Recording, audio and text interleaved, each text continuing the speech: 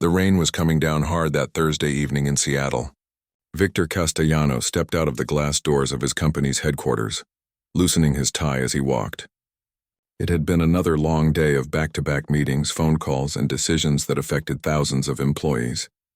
At 52 years old, Victor had built his technology company from nothing.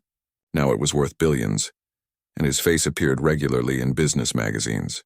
But tonight, all he wanted was to get home to his family. The underground parking garage was dimly lit, with fluorescent lights buzzing overhead. Victor's polished leather shoes clicked against the concrete floor as he made his way to his car. His driver had texted him 10 minutes ago saying the car was ready and waiting. Victor could see it now, a black town car parked in his reserved spot near the elevator. The windows were tinted and the engine was already running just like every other evening. He was about 20 feet away from the car when he heard it. A child's voice, high-pitched and desperate, cutting through the quiet garage like a knife. "Stop! Don't get in the car." Victor froze. His hand was already reaching for the door handle, but something in that voice made him pause. He turned around, searching for where the voice had come from. His heart was beating faster now, though he didn't know why. Then he saw her. A little girl, maybe 8 or 9 years old, was running toward him from behind a concrete pillar. Her dark hair was flying behind her, and her eyes were wide with fear. She was waving her arms frantically, and tears were streaming down her face. "Please, please don't open that door," she screamed again, her voice cracking with emotion. Victor recognized her immediately. She was Lucia, the daughter of Carmen, one of the cleaning staff who worked in his building. He had seen the girl dozens of times over the past few years, usually sitting quietly in the corner of the break room doing her homework while her mother worked. Carmen often brought her daughter after school because she couldn't afford childcare. Victor had always nodded politely at them, maybe said hello once or twice. But he had never really thought much about them beyond that. Now this little girl was running toward him like her life depended on it, and the terror in her eyes was absolutely real. Victor stepped away from the car, his businessman instincts kicking in. Something was wrong. Very wrong. Lucia reached him and grabbed his sleeve with both her small hands, pulling him further away from the vehicle. "There's a bad man," she gasped, trying to catch her breath. "I saw him. He was doing something to your car, under it, and then he opened the door and touched things inside." Victor's blood ran cold. He knelt down to the girl's level, placing his hands gently on her shoulders. "Lucia, slow down. Tell me exactly what you saw. When did this happen?" The girl was shaking, but she took a deep breath and tried to calm herself. "Maybe 20 minutes ago. Mama and we were in the supply closet over there, getting cleaning stuff. I came out to throw something in the trash and I saw a man near your car. He looked around like he didn't want anyone to see him. Then he got on the ground and went under your car with something in his hands. I hid behind the pillar because I got scared." "What did he look like?" Victor asked, his voice urgent now. "He was tall. He had dark hair and was wearing a blue jacket." "But that's not all, Mr. Castellano." Lucia's eyes were intense, focused. "I know who he is. I saw his face on TV last week." Victor felt his stomach drop. "What do you mean you saw him on TV?" "Mama was watching the news while she cooked dinner. There was a story about your company. Something about someone stealing secrets or trying to hurt your business. They showed a picture of a man, and they said the police were looking for him. It's the same man. I remember his face exactly. He has a scar right here." She pointed to her own left eyebrow. Victor stood up slowly, his mind racing. 3 weeks ago, his company had discovered a major case of corporate espionage. A former employee named Derek Vaughn had been caught trying to sell company secrets to a competitor. The man had been fired and was facing criminal charges.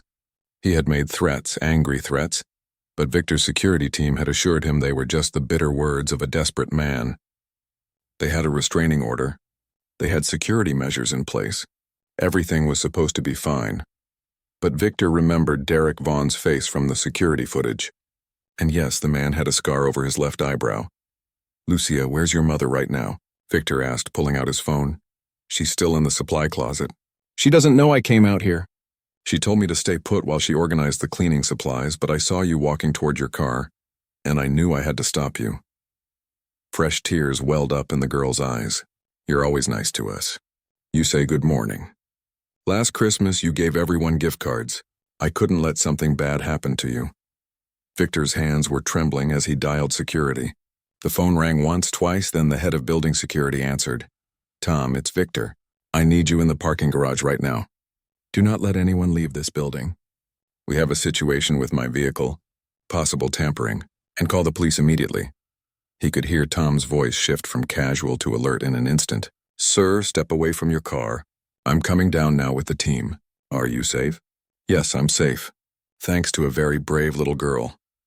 Within 3 minutes, the parking garage was swarming with security personnel.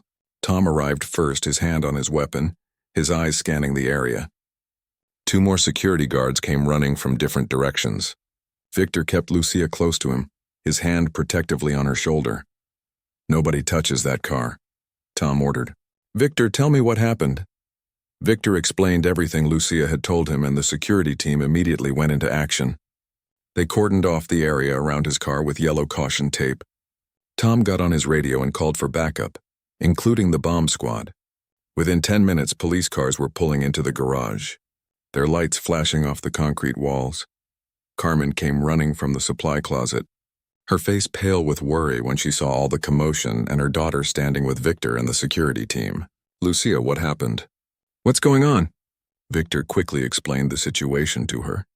As he talked, he watched Carmen's face go from confusion to shock to absolute fear, as she realized how close he had come to getting into that car, and how her daughter had saved his life. A police detective arrived and began questioning Lucia. The girl, despite being frightened, gave clear and detailed answers. She described everything she had seen, including the precise description of Derek Vaughn. The detective looked impressed by her memory and her composure. Then the bomb squad arrived in their heavy protective gear. Everyone was moved back to a safe distance behind concrete barriers. Victor watched as the specialists approached his car carefully, using mirrors on poles to look underneath the vehicle. Even from 50 feet away, he could see them signal to each other. They had found something. The lead technician came over to the detective after a preliminary assessment, his face grim. There's definitely a device under there. Sophisticated setup, wired to the ignition. If he had started that car, he didn't finish the sentence. He didn't have to. Victor felt his knees go weak. He looked down at Lucia, this small child who had been practically invisible to him for years, who had just saved his life. She was standing close to her mother now, holding Carmen's hand tightly. The bomb squad worked for over an hour, carefully disarming the device. The parking garage remained evacuated. Police officers were already spreading out across the building and the surrounding area, searching for Derek Vaughn. An alert had been sent out to every officer in the city. As Victor stood there watching the specialists work, his mind kept returning to one thought. If Lucia hadn't been there, if she hadn't been paying attention, if she hadn't been brave enough to run out and stop him, he would have gotten into that car. He would have turned the key, and he would be dead. His wife, his 3 children, his elderly mother who depended on him, they would all be getting a phone call right now that would destroy their lives. His company, with its 12,000 employees, would be thrown into chaos. All of it gone in an instant, but he was standing here, alive, breathing, because a little girl who most people in his building probably never even noticed had cared enough to save him. When the bomb squad finally gave the all-clear signal and the device was safely removed, Victor walked over to Carmen and Lucia. He knelt down in front of the girl again, and this time there were tears in his own eyes. Lucia, he said quietly, you saved my life tonight. You are the bravest person I have ever met. Thank you doesn't even begin to cover what I owe you. The little girl just nodded, suddenly shy now that the immediate danger had passed. But Victor could see in her eyes that she understood. She knew what she had done. And somewhere in that moment, as the police lights continued to flash and the sound of radios crackled through the garage, something fundamental shifted in Victor's world. He had been saved by someone he had barely noticed, someone he had walked past 100 times without really seeing. And that realization would change everything. The police found Derek Vaughn 3 hours later, trying to board a bus to Canada at the station downtown. He had a duffel bag full of cash and a fake passport. When they arrested him, he didn't even try to deny what he had done. The anger and bitterness had consumed him so completely that he actually seemed proud of his plan. At least that's what the detective told Victor later that night. Victor didn't go home until almost midnight. He had to give statements to the police, talk to his security team, and call his wife to explain why he was so late. That conversation had been difficult. Hearing her voice crack when he told her what had almost happened made everything feel more real. She had cried on the phone, and so had he. When you come that close to death, when you realize how easily you could have been taken away from everyone you love, it changes something inside you. But even as he dealt with all of that, Victor's mind kept going back to Lucia and her mother. The police had needed to question Lucia multiple times. Each time, the little girl had answered every question with remarkable clarity. She remembered not just what Derek Vaughn looked like, but what he had been wearing, which direction he had run after tampering with the car, even approximately how long he had been under the vehicle. The detective had pulled Victor aside at one point and said something that stuck with him. "That kid has a photographic memory or something close to it. I've been doing this job for 20 years, and I've never seen a child witness with that kind of recall. She's special, special." The word echoed in Victor's mind as he finally drove home that night in a different car with a police escort. Here was this extraordinary child, and she was sitting in break rooms doing homework while her mother cleaned offices. What kind of education was she getting? What opportunities? Victor realized with uncomfortable clarity that he had no idea. The next morning, Victor barely slept. He kept seeing flashes of what could have happened. His imagination filled in the terrible blanks. By 6 in the morning, he gave up on sleep and went to his home office. He made some calls. He pulled some strings. By the time his assistant arrived at 8, he had a list of tasks for her. "I need you to find out everything you can about Carmen Martinez and her daughter Lucia, where they live, what school Lucia goes to, their financial situation. Be discreet but be thorough. I need this information by the end of the day." His assistant Patricia didn't ask questions. She had worked for Victor for 15 years and knew when he was serious about something. The information came back to him by 4 that afternoon, and it made Victor's chest tight to read it. Carmen was 34 years old and had been working as a cleaner for 6 years. She had 3 jobs: cleaning Victor's building 5 nights a week, working at a grocery store on weekends, and doing house cleaning for wealthy families on her days off. She worked nearly 80 hours a week. Her husband had left when Lucia was 2, and she had been raising her daughter alone ever since. They lived in a small apartment in one of the rougher neighborhoods south of the city. The rent was $800 a month, which was cheap for Seattle, but it still took most of Carmen's income. Lucia attended Lincoln Elementary, a public school that was overcrowded and underfunded. The report noted that Lucia had been identified as gifted in 2nd grade, but the school had no resources for advanced students. She was essentially teaching herself, checking out books from the public library and working through them on her own. Carmen made approximately $32,000 a year working those 3 jobs. After rent, utilities, food, and basic necessities, there was almost nothing left. They had no car. They took buses everywhere. Carmen had no health insurance beyond basic emergency coverage. Lucia had never been to a dentist.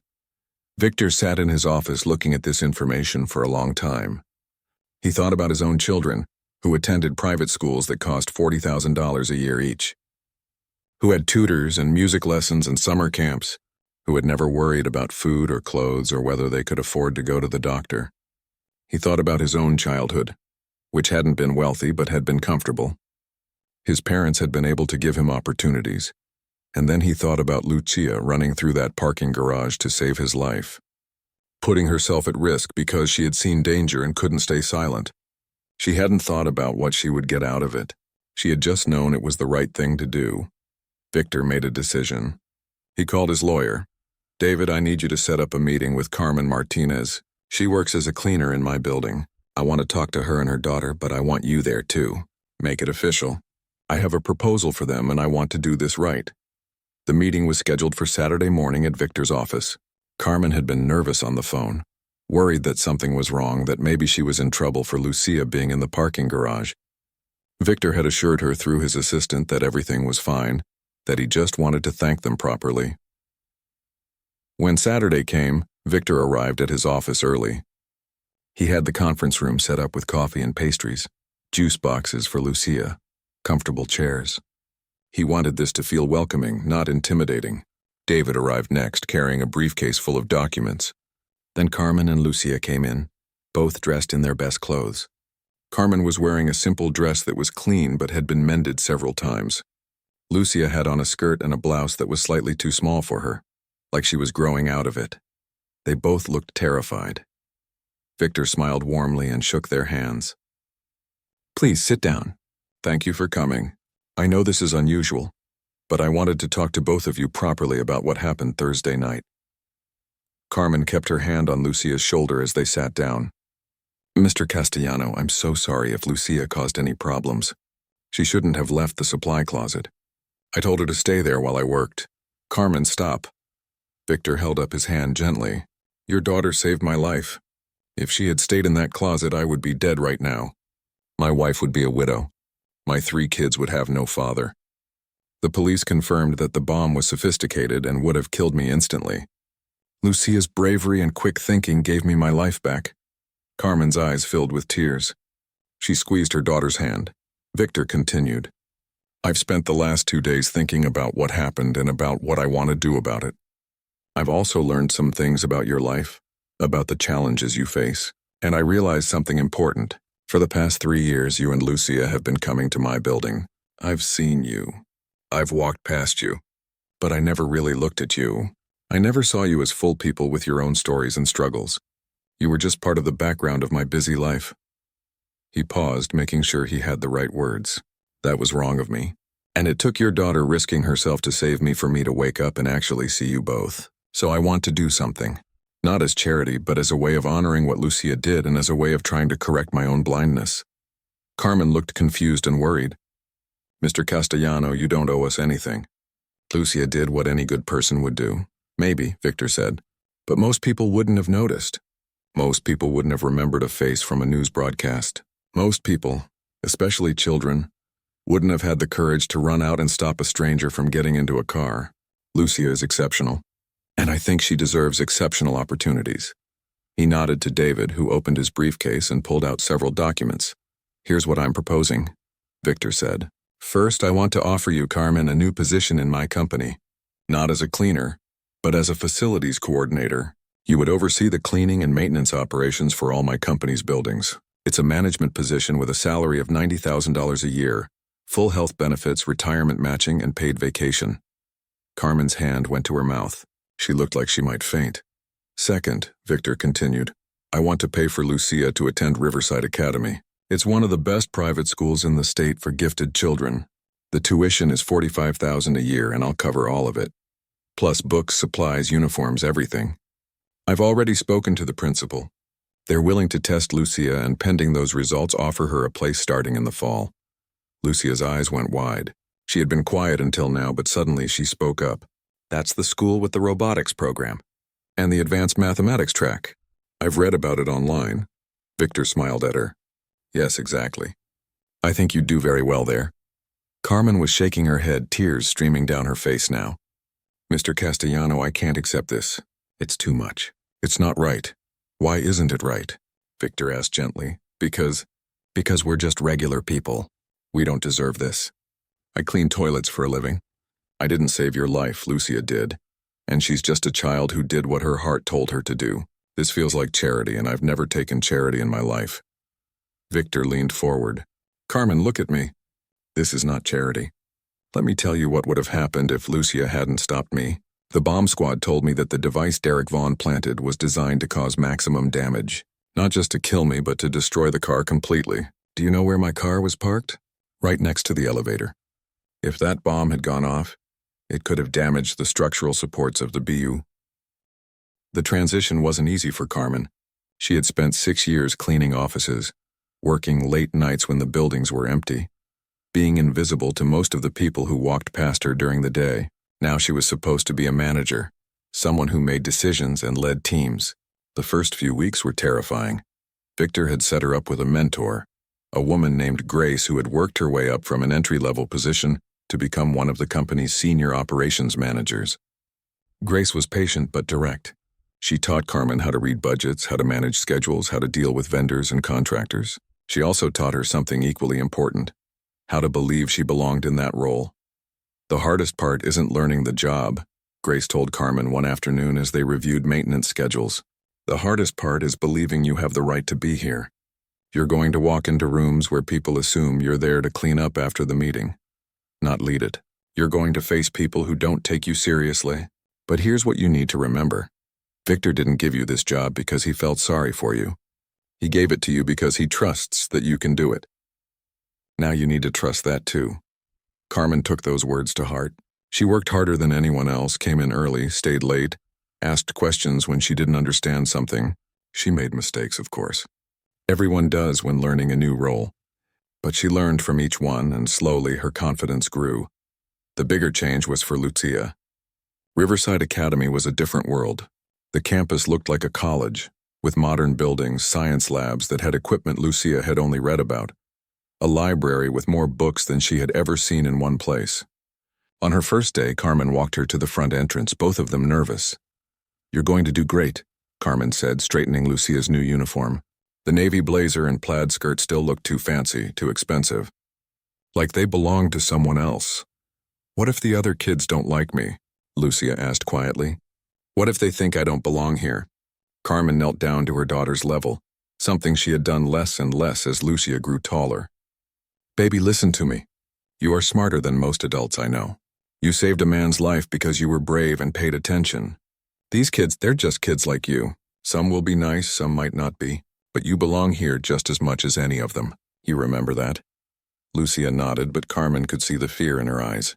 She watched her daughter walk through those doors, and her heart ached. All she had ever wanted was to give Lucia opportunities. Now those opportunities were here, but they came with their own challenges. The first few weeks at Riverside were rough. The other students weren't mean exactly, but they weren't welcoming either. They had all known each other since kindergarten. They came from families with money, families who took ski vacations and had summer homes. They wore expensive watches and carried the latest phones. They talked about things Lucia had no frame of reference for, restaurants she had never heard of, trips to places she had only seen in books. Lucia spent most of her lunch periods in the library, eating alone, reading. It was easier than trying to figure out where she fit in. The schoolwork itself was challenging but manageable. She had always been ahead academically, and now she was finally in a place where the classes matched her abilities. Her mathematics teacher, Mr. Hoffman, noticed immediately that she was special. "You're solving these problems using methods we won't cover until next year," he told her after class one day. "Have you been studying advanced mathematics on your own?" Lucia nodded shyly. "I check out books from the public library. I like math. It makes sense. There's always a right answer if you work hard enough to find it." Mr. Hoffman smiled. "Would you be interested in joining our math competition team? We compete against other schools. It's challenging, but I think you'd enjoy it." That invitation changed things. The math team met 3 times a week after school. The other students on the team were serious about mathematics, and they respected ability over background. They didn't care that Lucia had just transferred in, or that she came from a different world. She could solve problems, she could think creatively, and she pulled her weight. Slowly, she started to make friends. One of those friends was a boy named Wesley. He was in the same grade as Lucia, and was also on the math team. Unlike most of the other students, Wesley asked Lucia about her life. He wanted to know where she had gone to school before, what her mom did, what her old neighborhood was like. He wasn't judging. He was genuinely curious. "My parents are both lawyers," Wesley told her one afternoon as they worked on competition problems together. "They're nice and all, but they're always working. Sometimes I think they care more about their cases than about what's happening with me. Your mom seems really involved in your life." Lucia thought about all the years her mother had worked 3 jobs, exhausted all the time, but still helping with homework, still making time for dinner together, still showing up for every school event. "Yeah," she said softly. "She is." Meanwhile, Victor was keeping track of how both Carmen and Lucia were adjusting. He didn't hover or interfere, but he checked in regularly. He had coffee with Carmen once a week to see how the new role was going. He called the principal at Riverside monthly to get updates on Lucia's progress. He wanted to help, but he also wanted to give them space to succeed on their own terms. 3 months after Carmen started her new position, the company faced a crisis. A major storm had damaged one of their satellite offices, causing flooding and water damage. It happened on a Friday night, and by Saturday morning it was clear that the building needed major work before employees could return on Monday. It was Carmen's responsibility to coordinate the response. She spent the entire weekend on site, working with contractors, insurance adjusters, and repair crews. She made quick decisions about what needed to be done first, reallocated resources from other buildings, and personally oversaw the most critical repairs. By Sunday evening, she was exhausted, but the building was functional. Employees could return to work on Monday. Victor heard about it from his facilities director, who seemed impressed. "Your new hire, Carmen, she handled that situation like a veteran. Didn't panic, didn't wait for approval on every little thing, just got it done. I don't think I could have managed it better myself." Victor smiled but wasn't surprised. He had seen glimpses of Carmen's capability from the beginning. She had been managing 3 jobs and raising a child alone for years. That took organizational skills, problem-solving ability, and determination. She had always been capable. She just hadn't been given the chance to show it. He called Carmen into his office the following week. She came in looking nervous, probably worried that she had done something wrong. "Sit down," Victor said, gesturing to the chair across from his desk. "I heard about how you handled the flooding situation last weekend. I wanted to tell you personally that you did an exceptional job. The building was back up and running with minimal disruption, and you managed the entire crisis efficiently and professionally." Carmen's shoulders relaxed. "Thank you, Mr. Castellano. I just did what needed to be done." "That's exactly my point," Victor said. "Leadership isn't about having fancy degrees or the right connections. It's about seeing what needs to happen and making it happen. You have that quality naturally. I just wanted you to know that your trial period is over. You've more than proven yourself. This job is yours for as long as you want it." Carmen's eyes got watery. "I still can't believe this is my life sometimes. 6 months ago, I was scrubbing toilets and wondering how I was going to pay the electric bill. Now I'm managing a team, and my daughter is getting the education I always dreamed of for her. It doesn't feel real?" "It's real," Victor assured her. "And you've earned every bit of it. Not just because of what Lucia did, though. That's what opened the door. You've earned it by working hard and proving you belong here." As the school year went on, Lucia continued to thrive at Riverside. She joined the science club in addition to the math team. She discovered a love for robotics and spent hours after school programming and building. Her grades were excellent. More importantly, she was starting to seem happy. Carmen noticed that her daughter smiled more, talked more about her day, brought friends' names into conversations. One evening in late spring, Lucia came home excited about something. "Mom, Mr. Hoffman wants me to compete in the state mathematics championship. It's for high school students, but he thinks I can do it. It's in 2 months, can I?" Carmen hugged her daughter. "Of course you can. I'm so proud of you, mija." But that night, after Lucia went to bed, Carmen sat at her kitchen table in their apartment and cried. They were happy tears mostly, tears of relief and gratitude. Her daughter was flourishing. The constant worry about money was gone. She had a job she was good at, a job that gave her dignity and purpose. Everything had changed so completely. She thought about Victor and his family. She had met them a few times now at company events. His wife Rebecca was kind and had gone out of her way to make Carmen feel welcome. His children were polite and well-mannered. They were good people, she had decided. Not perfect, but genuinely good. The state mathematics competition was held at the university in June. Carmen took the day off to attend, and Victor asked if he could come tia. A year had passed since that night in the parking garage. Life had settled into a new rhythm for Carmen and Lucia, one that sometimes still felt like a dream they might wake up from. But the dream kept going, kept being real, and slowly they learned to accept that this was actually their life now. Carmen had not only kept her job but had excelled at it. She now oversaw facilities management for all 7 of Victor's company buildings across the city. She had a team of 12 people reporting to her, and she had earned their respect through competence and fairness. She still worked hard, still came in early and stayed late sometimes, but now it was because she cared about doing the job well, not because she was desperately trying to make ends meet. She had moved them to a better apartment, a 2-bedroom place in a safer neighborhood with good schools nearby. It had a small balcony where she grew herbs and tomatoes. She had bought a used car, a reliable Honda that meant no more standing at bus stops in the rain. She had health insurance that covered dental care, and Lucia had finally gotten her teeth checked and cleaned. These small things, things that many people took for granted, felt like miracles to Carmen. But the biggest change wasn't in the external circumstances. It was in how Carmen saw herself.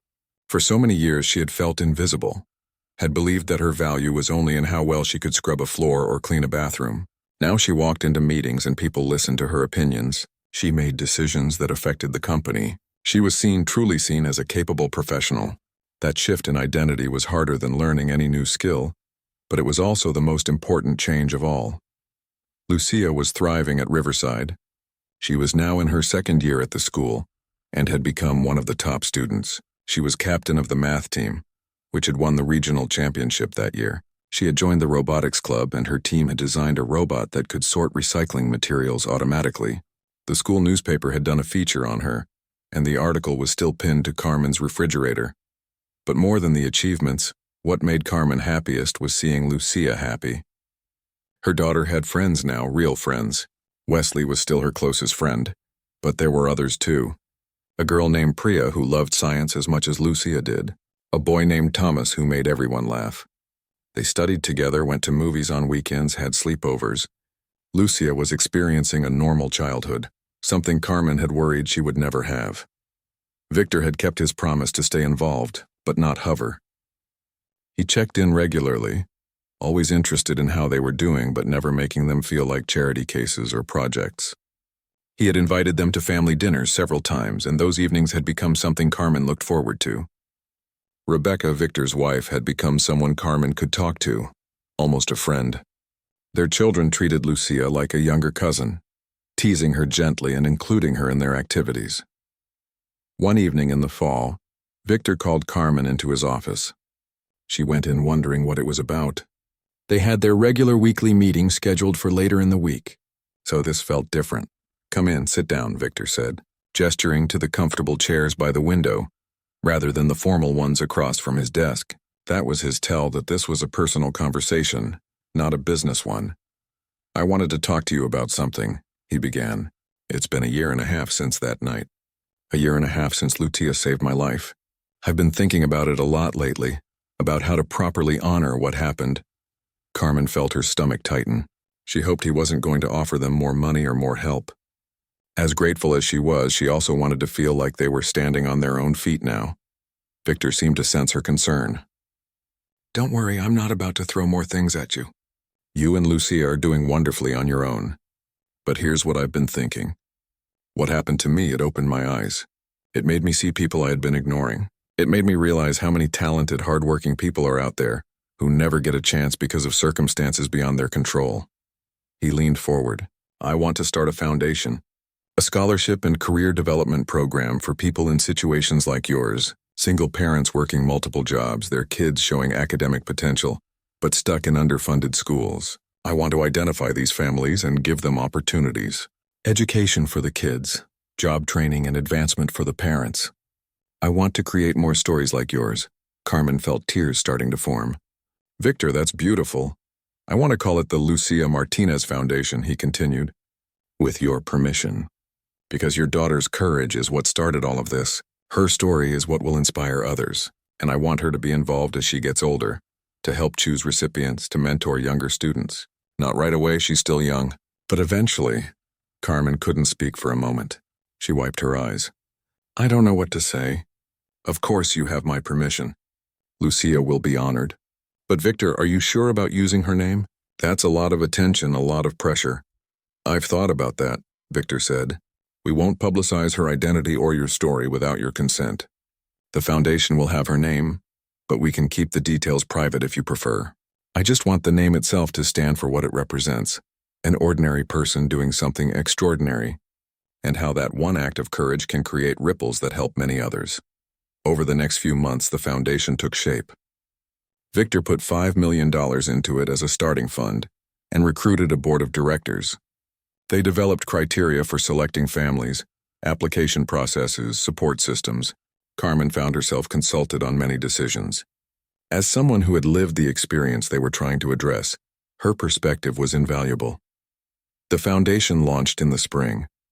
They started small, selecting 10 families in the Seattle area for the pilot program. Each family received similar support to what Carmen and Lucia had received: job training and placement for the parents, private school scholarships for the children, and ongoing mentoring and support. Lucia, now 10 years old, attended the launch event. She gave a short speech that Carmen had helped her write, though most of the words were Lucia's own. 2 years ago, I saw something wrong and I spoke up, Lucia said, standing at a podium that was almost too tall for her. I didn't think about it being brave or special. I just knew someone was in danger and I had to help. What I didn't know was how much that one moment would change my life and my mom's life. We got chances we never thought we'd have. My mom always worked hard and I always tried hard in school. But we needed someone to see us and give us an opportunity. That's what this foundation is about. Seeing people who are working hard but need a chance. I hope all the families in this program know that they deserve this. Not because of anything I did, but because they deserve it just by being who they are. The audience applauded, and Carmen saw several people wiping their eyes. Victor caught her gaze from across the room and smiled. This was exactly what he had hoped for, but not everything was smooth. As the foundation grew and the story became more public, there was media attention. A local news station did a feature on Victor and the foundation, and they wanted to interview Lucia and Carmen. They agreed, though Carmen was nervous about it. The interview itself went well. The reporter was respectful, focusing on the positive aspects of the story. But when the segment aired, the comments section on the news station's website and social media filled up with opinions. Many people were supportive and inspired, but others were critical. Some people accused Victor of using the situation for good publicity. Others suggested that Carmen and Lucia were lucky freeloaders who didn't deserve what they got.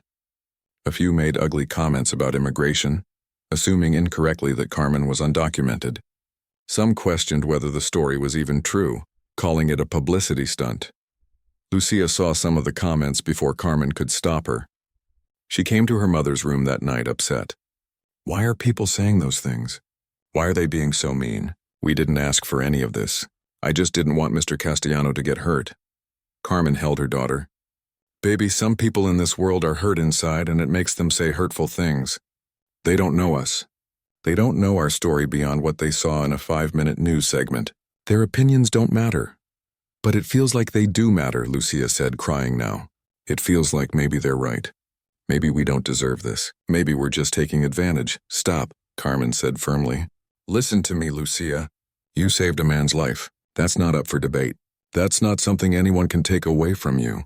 What Victor chose to do afterward, that was his choice. He didn't have to do anything. But he chose to be grateful in a meaningful way, and what we chose to do was work hard and make the most of the opportunities we were given. We didn't cheat anyone. We didn't take anything from anyone. We accepted help when it was offered, and then we proved we could handle it. But Carmen called Victor the next day, worried. Maybe the foundation shouldn't use Lucia's name. This attention, these comments, it's hard on her. Victor was quiet for a moment. I understand. We can change the name if you want. But Carmen, can I give you some advice? People are going to criticize no matter what you do. If you're successful, someone will say you didn't earn it. 5 years had passed since that rainy night in the parking garage. Lucia was now 13 years old, in 8th grade at Riverside Academy, and preparing for high school. She had grown taller, more confident, but still had that same thoughtful, observant quality that had saved Victor's life all those years ago. The Lucia Martinez Foundation had expanded far beyond what anyone had imagined. What started with 10 families had grown to helping over 200 families across 3 states. The foundation had a full staff, a proper office, and partnerships with schools and companies across the region. It had become a model that other organizations were studying and trying to replicate. Carmen was now the foundation's chief operations officer. She had gone back to school herself, earning a business degree that Victor had encouraged and the foundation had funded. She oversaw the day-to-day operations of the entire organization.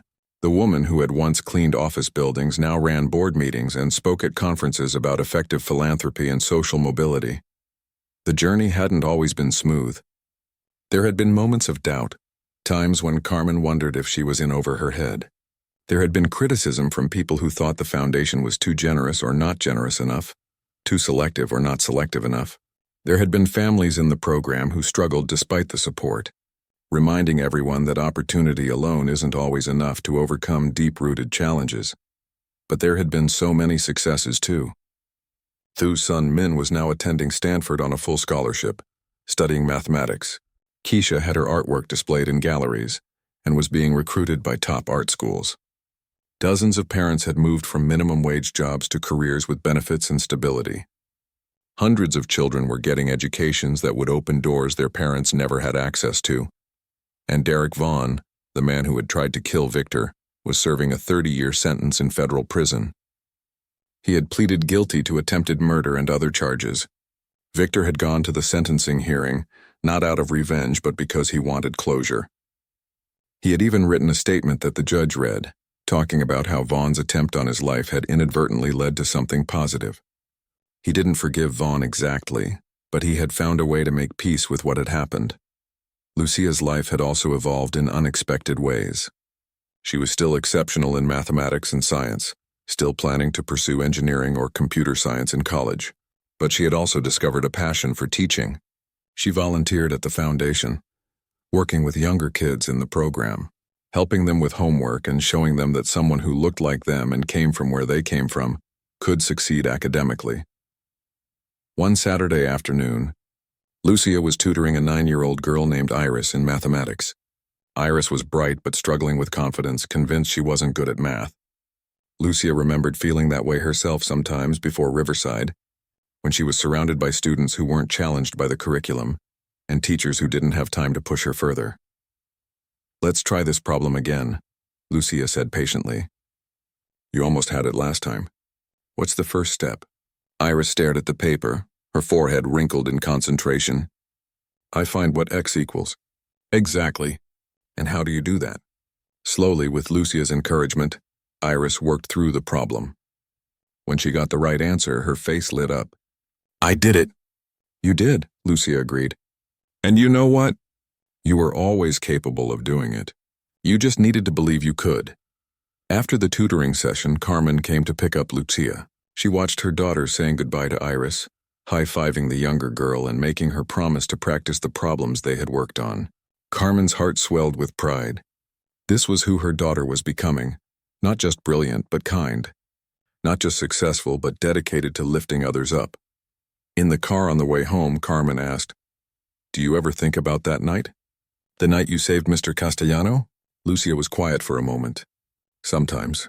Mostly I think about how weird it is that one decision, one moment of just doing what felt right, changed absolutely everything. Like if I had stayed in the supply closet like you told me to, where would we be right now?" "Probably still in that old apartment," Carmen said honestly. "I'd probably still be working multiple jobs. You'd be at a different school. Would I be as happy?" Lucia asked. Carmen thought about that. "I don't know, baby. I like to think you would have been okay either way. You've always been resilient, but would you have had the same opportunities?" "No, definitely not.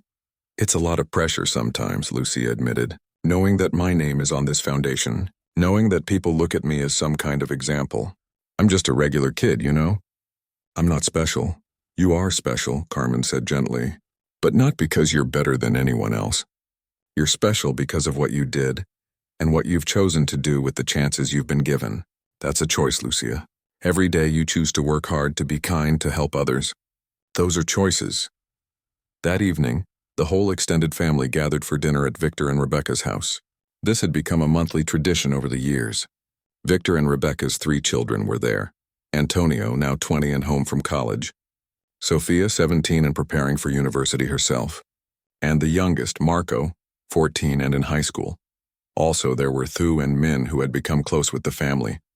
Wesley from Lucia's school and his parents. Grace, Carmen's mentor from years ago, who had become a close friend.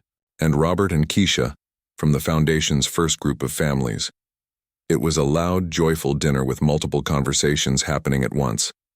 Victor's dining room table was crowded with food, with people passing dishes and telling stories and laughing. This was family, Carmen thought. Not connected by blood necessarily, but by shared experience and genuine care for each other. After dinner, Victor clinked his glass to get everyone's attention. "I want to say something. 5 years ago this week, something happened that changed my life. Lucia saved me from a bomb that would have killed me, but what I've realized over these years is that she saved more than just my life. She saved me from a kind of blindness, from going through life not really seeing the people around me, from taking my privileges for granted and not using them to help others." He looked around the table. "Everyone here in some way is connected to what happened that night. And look at what we've built together. The foundation has helped hundreds of families.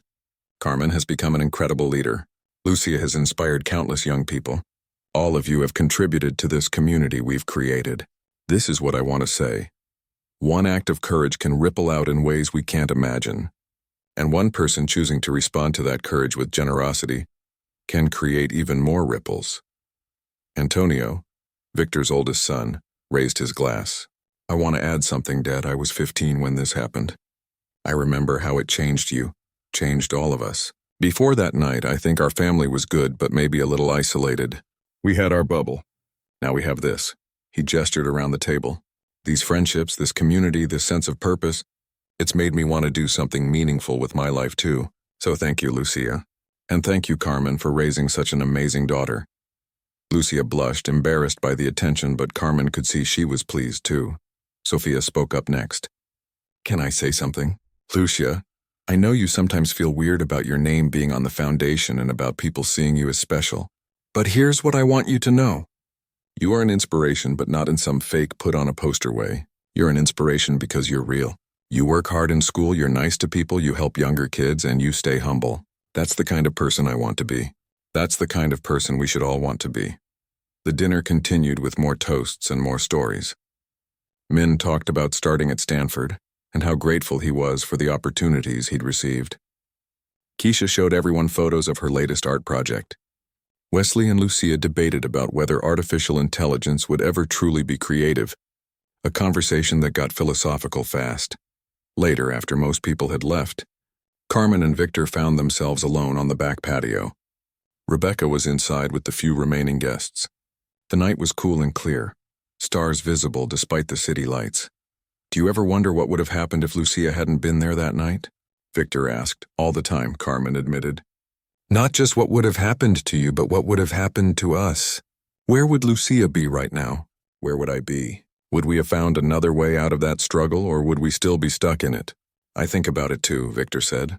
Sometimes I feel guilty about it. Like, why did it take almost dying for me to start seeing people clearly? Why couldn't I have just been a better person from the start? You were always a good person, Carmen said. You just needed a wake-up call. We all do sometimes. The important thing is that you answered the call. You didn't just thank us and move on. You transformed your whole approach to life. Victor nodded. You know what I've learned? Gratitude isn't just a feeling. It's an action. It's not enough to feel grateful. You have to do something with that gratitude. Turn it into something that helps others. The foundation is your legacy, Carmen said. Long after we're all gone, it will still be helping.